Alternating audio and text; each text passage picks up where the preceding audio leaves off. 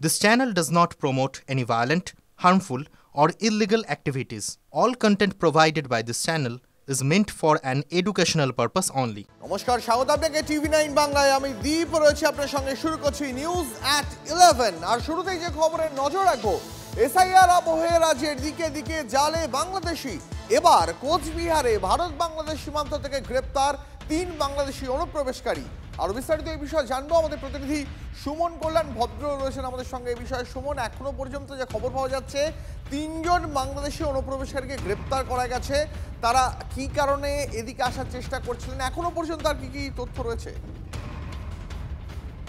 দেখো, 3 জন বাংলাদেশিকে গ্রেপ্তার করা হয়েছে, পাশাপাশি আরো 2 জনকে আটক করা হয়েছে যারা ভারতীয় এবং এদেরকে সহযোগিতা করছিল। এই ঘটনাটি ঘটেছে দিনহাটার সাহেবগঞ্জের দলবাড়ি এলাকায়। এখানকার 168 নম্বর ব্যাটালিয়নের যে বিএসএফ, তারা এই 3 জনকে আটক করে তখন তারা সীমান্ত পারাপারের একটা চেষ্টা করছিল, সেই সময় কিন্তু তাদেরকে আটক করা হয়। পরবর্তীতে সাহেবগঞ্জ থানার পুলিশের হাতে তাদেরকে তুলে দেওয়া হয়েছে এবং তাদেরকে আদালতেও তোলা হয়েছিল। আদালত তাদেরকে 2 দিনের পুলিশি হেফাজতের নির্দেশ দিয়েছে। ফলে সব মিলিয়ে এই যে এসআইআর এর আবহে একের পর এক জায়গায় কিন্তু এই বাংলাদেশিরা গ্রেপ্তার হচ্ছেন। কেউ বাংলাদেশে পার হয়ে যাওয়ার চেষ্টা করছেন, কেউ বা বাংলাদেশ থেকে ভারতে ঢোকার চেষ্টা করছে। সব মিলিয়ে কিন্তু এসআইআর আবহে কিন্তু এই ঘটনাগুলো একটার পর একটা ঘটছে। এর আগেও আমরা দেখেছি গ্রেপ্তার করা হয়েছে বেশ কিছু বাংলাদেশকে। আজকেও কিন্তু এই একই ঘটনা ঘটলো দিনহাটার সাহেবগঞ্জ এলাকায়। সুমন, ধন্যবাদ, নজর রাখো। আর এই মুহূর্তে যে খবরে নজর রাখবো, বিজেপি সাংসদ খগেন মুর্মুর উপরে হামলার ঘটনায় গ্রেপ্তার আরো একজন। সাংসদের উপর হামলার ঘটনায় এই নিয়ে গ্রেপ্তার মোট 7। কোথা থেকে এই ব্যক্তিকে গ্রেপ্তার করা হলো জানবো আমাদের প্রতিনিধি নীলেশ্বর রয়েছেন আমাদের সঙ্গে। নীলেশ্বর, এখনো পর্যন্ত পুলিশের তরফে কি জানতে পারা যাচ্ছে?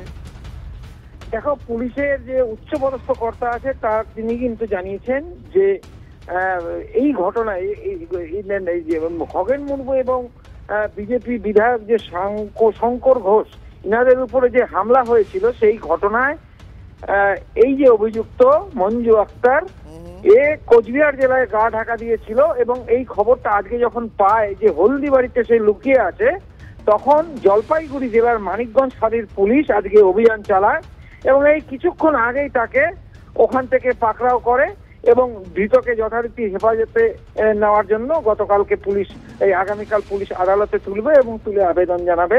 এখনো পর্যন্ত এই ঘটনায় মোট 7 জন গ্রেপ্তার হয়েছে বলে জানা যায়। নজর রাখো, অনেক ধন্যবাদ তোমাকে। আরো একবার আপনাদের মনে করে দেবো, উত্তরবঙ্গে বিপর্যয়ের পর নাগরাকাটায় প্রাণ বিলি করতে গিয়ে আক্রান্ত হন বিজেপি সাংসদ খগেন মুর্মু এবং বিধায়ক শঙ্কর ঘোষ। তাদের উপর হামলার ঘটনায় গ্রেপ্তারি বেড়ে দাঁড়ালো 7।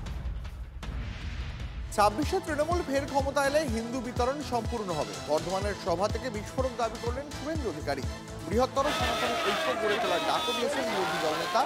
বদলা চাইলে বদল আনতে হবে, হুঙ্কার শুভেন্দু।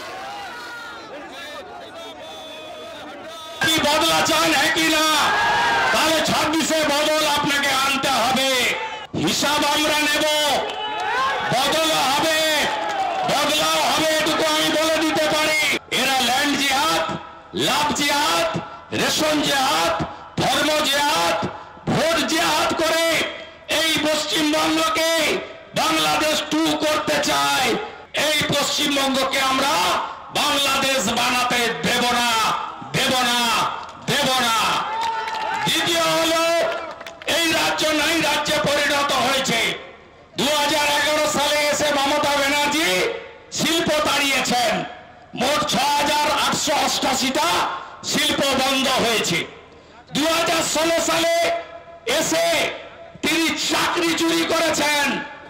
2026 সালে যদি তিনি আসেন, আমি আপনাদেরকে পরিষ্কার ভাবে বলতে চাই, হিন্দুদের তাড়ানোর কাজটা সম্পূর্ণ করবেন। তাই বৃহত্তর সনাতনী ঐক্য গড়ে তুলুন। শুভেন্দু অধিকারী প্রত্যেকদিন হাওয়া গরম করছেন। 26শে সেই গরম হাওয়া ও নিজের থেকেই বেরিয়ে যাবে। আর শুভেন্দু অধিকারী হচ্ছে সব থেকে বড় খলনায়ক বিজেপির। সে বিজেপিকে শুদ্ধ নিজেও ডুববে, বিজেপিকে নিয়ে ডুববে। এটা আমাদের কথা না, এটা হচ্ছে সায়ন্তন বসুর কথা। উল্টো দিকে অভিজিৎ গাঙ্গুলিকে নিয়ে গিয়ে দাঁড় করিয়েছিলেন। সেই অভিজিৎ গাঙ্গুলি বলছেন যে আমি দেখতেই পাচ্ছি না যে এখানে বিজেপি কোনোভাবে তৃণমূলকে সরানোর মতন মানে প্রস্তুতি আছে বা সেই রকম উপায় আছে।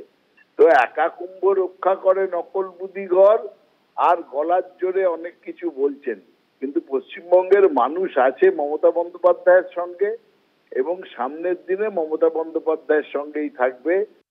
পূর্বাঞ্চল বীমা কর্মচারী সমিতির 33তম সাধারণ সম্মেলন সল্টলেকের ইজেডসিসিতে 9 থেকে 12 নভেম্বর পর্যন্ত চলবে এই অনুষ্ঠান। বীমা আইনের পরিবর্তনের লক্ষ্যে কেন্দ্রীয় সরকারের জনবিরোধী সিদ্ধান্ত ও রাষ্ট্রীয় সম্পদের ক্ষেত্রে বেসরকারীকরণের একাধিক দাবি দেওয়া নিয়ে বৃহত্তর গণ আন্দোলনের প্রস্তুতি নিতে এই সম্মেলন। রবিবার এই সম্মেলনের উদ্বোধন করেন সারা ভারত বীমা কর্মচারী সমিতির প্রাক্তন সভাপতি কমরেড আমানুল্লাহ খান।